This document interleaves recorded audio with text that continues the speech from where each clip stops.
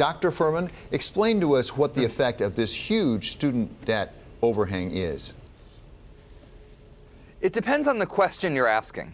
If you take a person and say, all else being equal, would you rather have more debt or less debt?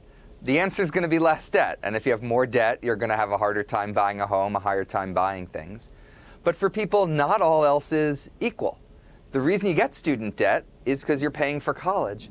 College really raises your earnings a lot. So if you compare people, the typical person with student debt also has more education, also has higher earnings, and those higher earnings more than make up for the extra cost of your interest. You get about $500,000 in present value of extra earnings when you go to college. You incur about $25,000 of debt.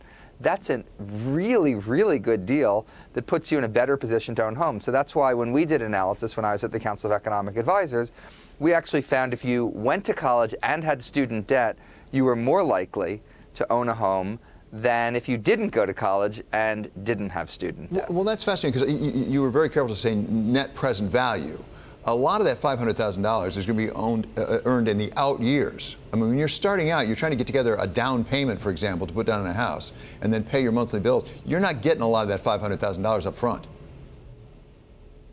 Yeah, no, that's right. If you look at the earnings difference between college graduates and non-college graduates, at first they're relatively similar, and then they increasingly diverge over the course of the career.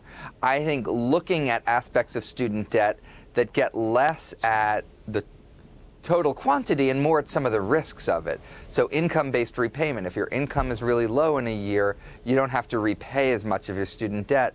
We've expanded that in the United States. We could do more to simplify it and make it easier. But the big picture is the main thing that's going to make it hard for you to afford a home, hard for you to start a business, hard for you to do any of those things, is if you're not earning a lot. That's the biggest problem, is low earnings. The biggest solution to low earnings is going to college, even with the student debt. So I don't think we want to lose sight of the big picture while trying to figure out how to tweak student debt and make it work better for people.